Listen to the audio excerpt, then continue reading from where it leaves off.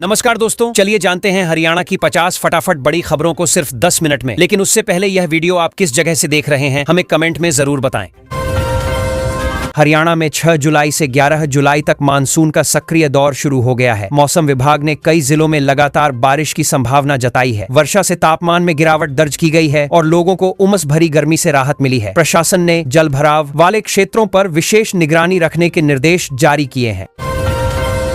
पंचकूला और यमुनानगर में आज भारी बारिश, तेज गरज, चमक और बिजली गिरने की चेतावनी जारी की गई है। मौसम विभाग ने लोगों को अनावश्यक रूप से खुले स्थानों पर जाने से बचने की सलाह दी है। जिला प्रशासन ने आपदा प्रबंधन टीमों को सतर्क रहने के निर्देश दिए हैं ताकि किसी भी आपात स्थिति से तुरंत निपटा जा सके।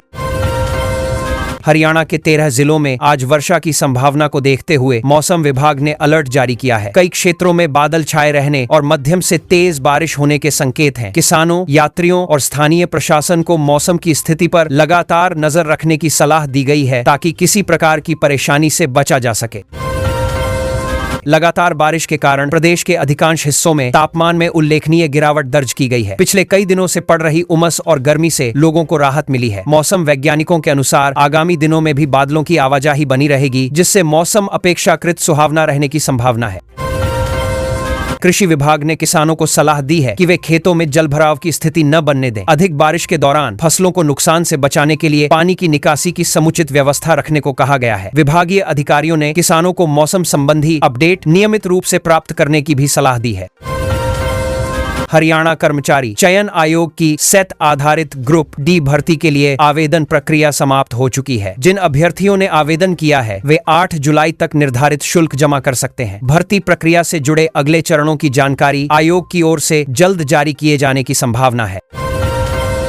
HSSC ने अभ्यर्थियों को आवेदन फॉर्म में त्रुटियां सुधारने का अवसर दिया है। आयोग के अनुसार 9 जुलाई से 11 जुलाई तक उम्मीदवार अपने आवेदन में आवश्यक संशोधन कर सकेंगे। अभ्यर्थियों को सलाह दी गई है कि वे निर्धारित समय के भीतर सभी विवरणों की जांच कर लें ताकि भविष्य में किसी प्रकार की समस्या न हो। जनगणना 2027 की तैयारियों के तहत हरियाणा में आज से प्री टेस्ट और फील्ड अभ्यास कार्यक्रम शुरू किया गया है। इस अभ्यास का उद्देश्य वास्तविक जनगणना प्रक्रिया से पहले व्यवस्थाओं की जांच करना है। संबंधित अधिकारियों और कर्मचारियों को प्रशिक्षण देकर आंकड़े संग्रहण की प्रक्रिया को बेहतर बनाने का प्रयास किया जा रहा है। प्रधानमंत्री नरेंद्र मोदी 17 जुलाई को जींद जिले के दौरे पर पहुंचेंगे। इस दौरान वे हाइड्रोजन ट्रेन परियोजना और रेलवे जंक्शन से जुड़े महत्वपूर्ण विकास कार्यों का उद्घाटन करेंगे। कार्यक्रम को लेकर प्रशासनिक तैयारियां तेज कर दी गई हैं और सुरक्षा व्यवस्था को भी मजबूत बनाया जा रहा है।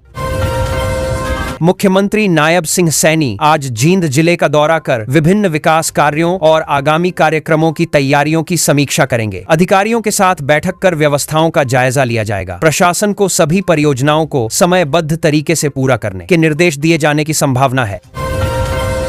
हरियाणा में बिजली वितरण व्यवस्था में निजी क्षेत्र की भागीदारी की शुरुआत की जा रही है। पहले चरण में गुरुग्राम और नूंह जिलों को शामिल किया गया है। सरकार का कहना है कि इस कदम से बिजली आपूर्ति की गुणवत्ता में सुधार होगा और उपभोक्ताओं को बेहतर सेवाएं प्रदान की जा सकेंगी।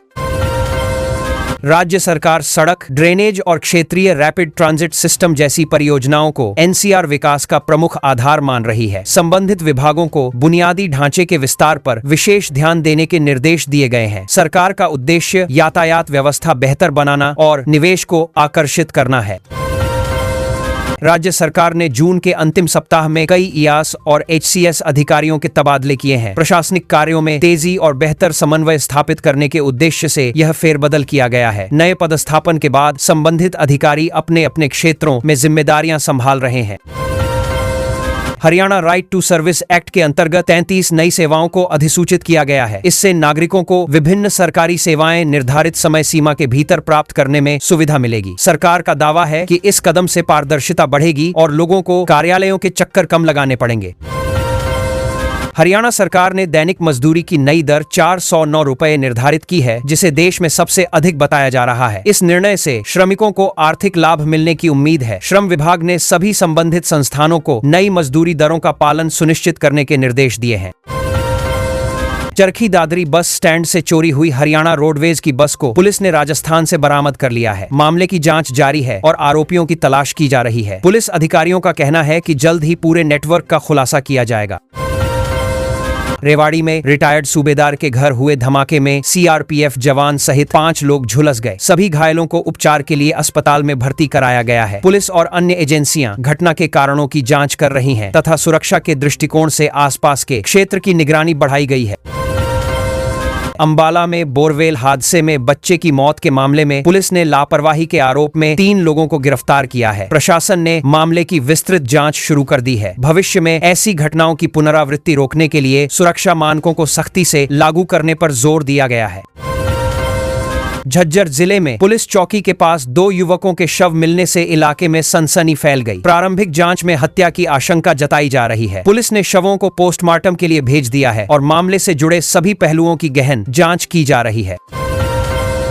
गुरुग्राम में कारोबारी साझेदार की हत्या से जुड़े मामले में पुलिस ने जांच तेज कर दी है। आरोपियों के खिलाफ कानूनी कार्रवाई जारी है और साक्ष्य जुटाए जा रहे हैं। अधिकारियों का कहना है कि मामले को जल्द सुलझाने के लिए विभिन्न टीमों को लगाया गया है। सोनीपत के औद्योगिक क्षेत्र में स्थित कपड़ा गोदाम में भीषण आग लगने से भारी नुकसान हुआ है। दमकल विभाग की कई गाड़ियों ने घंटों की मशक्कत के बाद आग पर काबू पाया। घटना के कारणों की जांच की जा रही है और नुकसान का आकलन संबंधित विभाग द्वारा किया जा रहा है।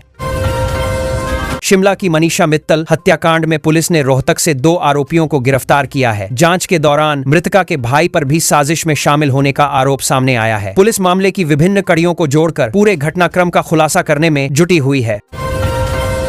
रोहतक में पति पत्नी के बीच विवाद के बाद महिला द्वारा आत्महत्या किए जाने का मामला सामने आया है। पुलिस ने घटनास्थल से साक्ष्य जुटाकर जांच शुरू कर दी है। परिजनों के बयान दर्ज किए जा रहे हैं और घटना से जुड़े सभी पहलुओं की पड़ताल की जा रही है।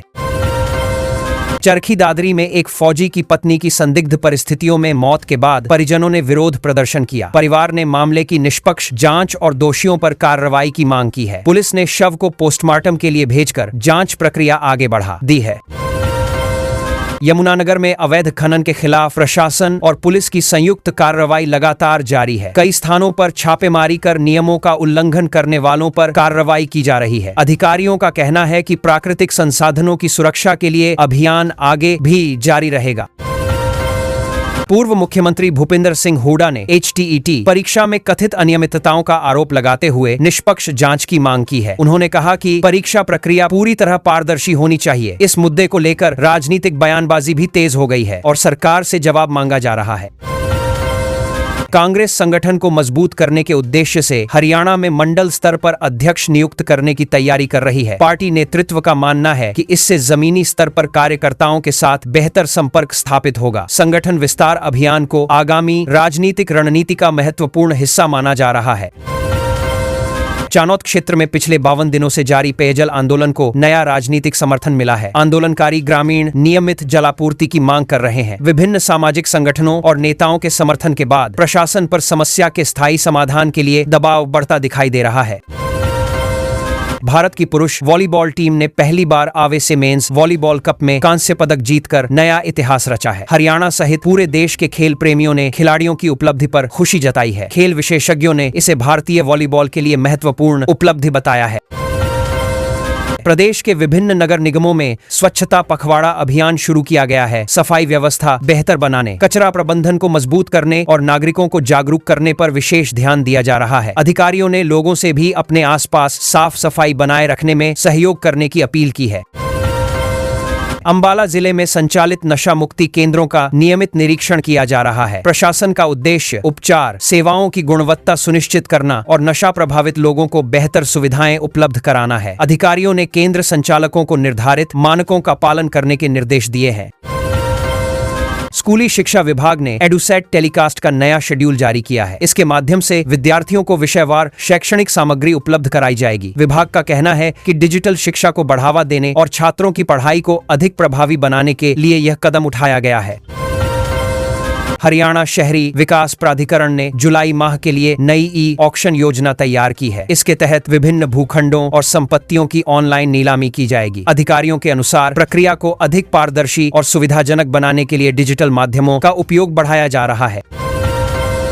पशुओं को लंपी स्किन डिजीज से बचाने के लिए राज्य भर में टीकाकरण अभियान चलाया जा रहा है। पशुपालन विभाग की टीमें गांव-गांव पहुंचकर टीके लगा रही हैं। किसानों और पशुपालकों से अपील की गई है कि वे अपने पशुओं का समय पर टीकाकरण अवश्य करवाएं। पंचकूला आईटी पार्क में नई कंपनियों को आकर्षित करने के लिए सरकार और उद्योग विभाग के बीच चर्चा जारी है। उद्देश्य निवेश बढ़ाना और रोजगार के नए अवसर सृजित करना है। अधिकारियों का मानना है कि इससे प्रदेश की तकनीकी और औद्योगिक क्षमता को नई मजबूती मिलेगी। मुख्यमंत्री ने सड़क दुर्घटनाओं को कम करने के लिए प्रदेश के ब्लैक स्पॉट चिन्हित कर उन्हें समाप्त करने के निर्देश दिए हैं। संबंधित विभागों को आवश्यक सुधार कार्य जल्द पूरा करने को कहा गया है। सरकार सड़क सुरक्षा को मजबूत बनाने के लिए विशेष अभियान भी चला रही है। गांवों के समग्र विकास को लेकर विभिन्न जिलों में सरपंचों और पंचायत प्रतिनिधियों की विशेष बैठकें आयोजित की जा रही हैं। इन बैठकों में विकास योजनाओं, आधारभूत सुविधाओं और जनहित से जुड़े मुद्दों पर चर्चा हो रही है। प्रशासन स्थानीय स्तर पर समस्याओं के समाधान पर जोर दे रहा है। प्रदेश के इंजीनियरिंग कॉलेजों की शैक्षणिक गुणवत्ता और बुनियादी सुविधाओं की समीक्षा की जा रही है। शिक्षा विभाग संस्थानों की स्थिति पर नजर बनाए हुए है। छात्रों को बेहतर तकनीकी शिक्षा उपलब्ध कराने और रोजगारोन्मुखी पाठ्यक्रमों को बढ़ावा देने के लिए कई सुझावों पर विचार किया जा रहा है। निजी स्कूलों में महंगी किताबों और शैक्षणिक सामग्री को लेकर छात्रों तथा अभिभावकों में नाराजगी देखी जा रही है। कुछ स्थानों पर विरोध प्रदर्शन भी किए गए हैं। संबंधित विभाग ने शिकायतों का संज्ञान लेते हुए मामले की जांच और आवश्यक कार्रवाई का आश्वासन दिया है। गुरुग्राम और फरीदाबाद में कानून व्यवस्था को मजबूत बनाने के लिए विशेष नाइट पेट्रोलिंग अभियान चलाया जा रहा है। पुलिस टीमों को संवेदनशील क्षेत्रों में अतिरिक्त निगरानी के निर्देश दिए गए हैं। अधिकारियों का कहना है कि इससे अपराध नियंत्रण और सुरक्षा व्यवस्था को मजबूती मिलेगी। श्रम विभाग ने औद्योगिक क्षेत्रों में विवादों की रोकथाम के लिए विशेष लेबर लाइजन टीमें गठित की हैं। इन टीमों का उद्देश्य श्रमिकों और उद्योग प्रबंधन के बीच बेहतर संवाद स्थापित करना है। विभाग का मानना है कि इससे औद्योगिक माहौल अधिक संतुलित और सकारात्मक बनेगा। मनरेगा कार्यों में पारदर्शिता बढ़ाने के लिए अब बायोमेट्रिक उपस्थिति अनिवार्य कर दी गई है। इससे वास्तविक श्रमिकों की पहचान सुनिश्चित करने और फर्जी उपस्थिति पर रोक लगाने में मदद मिलेगी। संबंधित अधिकारियों को नई व्यवस्था को प्रभावी ढंग से लागू करने के निर्देश दिए गए हैं। हिसार और रोहतक के खेल स्टेडियमों में एथलेटिक्स ट्रायल आयोजित किए जा रहे हैं। प्रतिभाशाली खिलाड़ियों को पहचानकर उन्हें आगे प्रशिक्षण और प्रतियोगिताओं के अवसर प्रदान किए जाएंगे। खेल विभाग का उद्देश्य राज्य में खेल प्रतिभाओं को प्रोत्साहित करना और बेहतर प्रदर्शन के लिए मंच उपलब्ध कराना है। भिवानी में सांस्कृतिक कार्यक्रमों और सांस्कृतिक संध्या का आयोजन किया जा रहा है। विभिन्न कलाकार अपनी प्रस्तुतियों के माध्यम से स्थानीय संस्कृति और परंपराओं को प्रदर्शित कर रहे हैं। कार्यक्रमों में बड़ी संख्या में लोगों की भागीदारी देखने को मिल रही है, जिससे सांस्कृतिक माहौल उत्साहपूर्ण बना हुआ है। हरियाणा सिविल सेवा अधिकारियों के लिए परफॉर्मेंस अप्रेजल रिपोर्ट दर्ज करने की समय सीमा बढ़ा दी गई है। सरकार का उद्देश्य सभी अधिकारियों को आवश्यक औपचारिकताएं पूरी करने का पर्याप्त अवसर देना है। संबंधित विभाग ने नई समय सीमा के अनुसार कार्यवाही सुनिश्चित करने के निर्देश जारी किए हैं। इंत्राहरी पोर्टल पर अधिकारियों और कर्मचारियों के लिए नई गाइडलाइन जारी की गई है। इन निर्देशों का उद्देश्य प्रशासनिक प्रक्रियाओं को अधिक सरल और प्रभावी बनाना है। विभागीय अधिकारियों को पोर्टल के बेहतर उपयोग और समय पर जानकारी अपडेट करने पर विशेष जोर दिया गया है। फसल कटाई के मौसम को ध्यान में रखते हुए मजदूरों के लिए विशेष छुट्टी संबंधी नियमों पर चर्चा की जा रही है। सरकार श्रमिक हितों को ध्यान में रखकर व्यवस्थाओं को अधिक व्यावहारिक बनाने का प्रयास कर रही है। संबंधित विभाग इस विषय पर विभिन्न सुझावों का अध्ययन कर रहा है। राज्य महिला आयोग की कार्यप्रणाली में सुधार और कुछ बदलावों को लेकर चर्चा जारी है। उद्देश्य महिलाओं से जुड़े मामलों के निस्तारण को अधिक प्रभावी और तेज बनाना है। संबंधित अधिकारियों और विशेषज्ञों से सुझाव प्राप्त कर आगे की रणनीति तैयार की जा रही है। सरकारी फंड के दुरुपयोग और वित्तीय अनियमितताओं से जुड़े मामलों में विजिलेंस विभाग की सक्रियता बढ़ी है। विभिन्न शिकायतों की जांच की जा रही है और आवश्यक कार्रवाई की प्रक्रिया आगे बढ़ाई जा रही है। सरकार पारदर्शिता और जवाबदेही सुनिश्चित करने पर विशेष जोर दे रही है। पंचकूला में सड़कों के सौंदर्यीकरण और शहरी सुविधाओं को बेहतर बनाने का कार्य शुरू कर दिया गया है। परियोजना के तहत सड़क किनारे हरियाली, सफाई और अन्य विकास कार्य किए जाएंगे। प्रशासन का उद्देश्य शहर की सुंदरता बढ़ाने के साथ नागरिकों को बेहतर सुविधाएं उपलब्ध कराना है। हरियाणा में 6 जुलाई से 11 जुलाई तक मानसून का सक्रिय दौर शुरू हो गया है। मौसम विभाग ने कई जिलों में लगातार बारिश की संभावना जताई है। वर्षा से तापमान में गिरावट दर्ज की गई है और लोगों को उमस भरी गर्मी से राहत मिली है। प्रशासन ने जल भराव वाले क्षेत्रों पर विशेष निगरानी रखने के निर्देश जारी किए हैं। पंचकूला और यमुनानगर में आज भारी बारिश, तेज गरज, चमक और बिजली गिरने की चेतावनी जारी की गई है। मौसम विभाग ने लोगों को अनावश्यक रूप से खुले स्थानों पर जाने से बचने की सलाह दी है। जिला प्रशासन ने आपदा प्रबंधन टीमों को सतर्क रहने के निर्देश दिए हैं ताकि किसी भी आपात स्थिति से तुरंत निपटा जा सके।